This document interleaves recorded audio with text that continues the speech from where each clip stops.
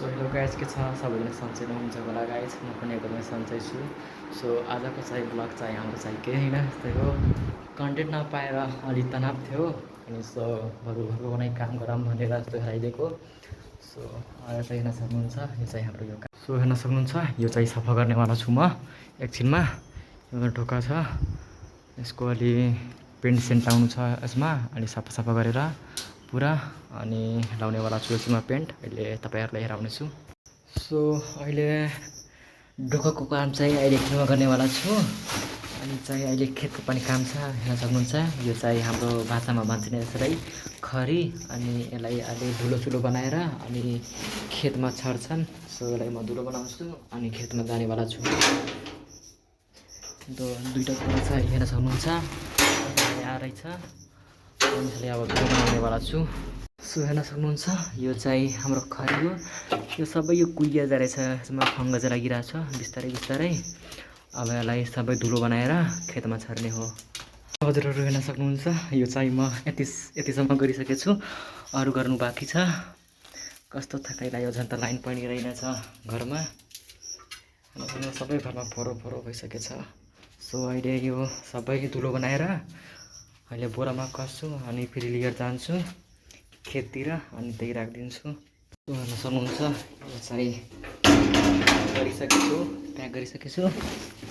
अब निकाल्छु म आफ्नो S2R। यहाँ रहेछ मेरो बाइक यसलाई बाइकमा राख्छु अनि राखेर यसलाई जानेवाला छु म पुगाउन स्कुलतिर। सो यहाँ राखिदिउँ एकछिन अनि यहाँ चाहिँ मेरो S2R बाइक निकालौँ होइन। सो अब घरमा तालचा हानेर जाँदै छु यसरी हो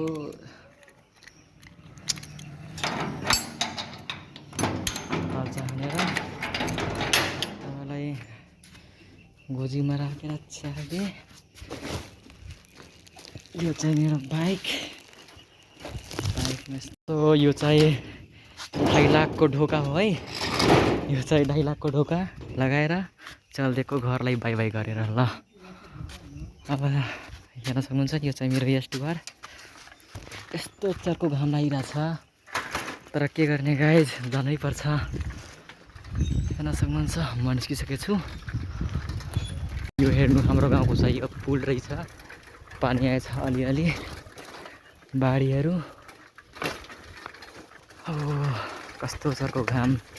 यो चाहिँ हाम्रो गाउँको स्कुल हेर्न सक्नुहुन्छ हाम्रो गाउँको स्कुल है। हेर्नुहोस् अहिले पढाइ चाहिँ हुँदैछ। सो म पुगाइदिएछु खरी आफ्नो डेस्टिनेसनमा। सो हेर्न सक्नुहुन्छ अब चाहिँ म जाँदैछु आफ्नो खेततिर उता नि बाटो छ तर अब फेरि बाटो अलि बनेको छैन कि अलि पुल छ नि अलि हेर्न सक्नुहुन्छ यो गाइस के हो यसलाई हाम्रो भाषामा भन्छन् खेखडा हेर्न सक्नुहुन्छ। अनि यो चाहिँ हाम्रो ठुलो मम्मीको खेत ऊ त्यहाँ रोड छ नि त्यहाँदेखि उतासम्म रहेछ। अनि यो चाहिँ धारावाला जुन छ यो चाहिँ हाम्रो। सो हेर्न आएको छु के कस्तो छ भ्यूहरू हेर्न सक्नुहुन्छ।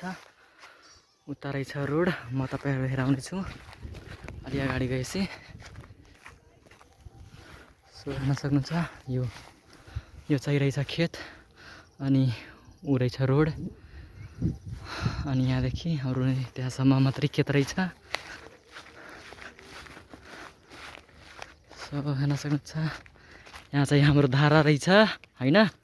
अलि पानी खानुपर्छ एकदम पानी आउनु सकिरहे धारा पनि सुकिरहेछ आउँदैन जस्तो लाग्यो। अब घरतिर हिँड्न लगाएको लास्ट गर्मी भयो एकदम लास्टै। अहिले बजिरहेछ कति 12 बजेर 18 मिनट भइरहेछ एकदम चर्को घाम रहेछ। सो घर गएर भेट्नेछु हजुरहरूलाई। सो हेर्नुहोस् यो चाहिँ रोड थियो ऊ प्राचीदेखि आउँछ यो रोड उता जान्छ भैरवतिर। हेर्नुहोस् यो चाहिँ उता रहेछ हाम्रो। यो चाहिँ यहाँदेखि खेत यो जुन छ नि यो खेत चाहिँ उतासम्म रहेछ।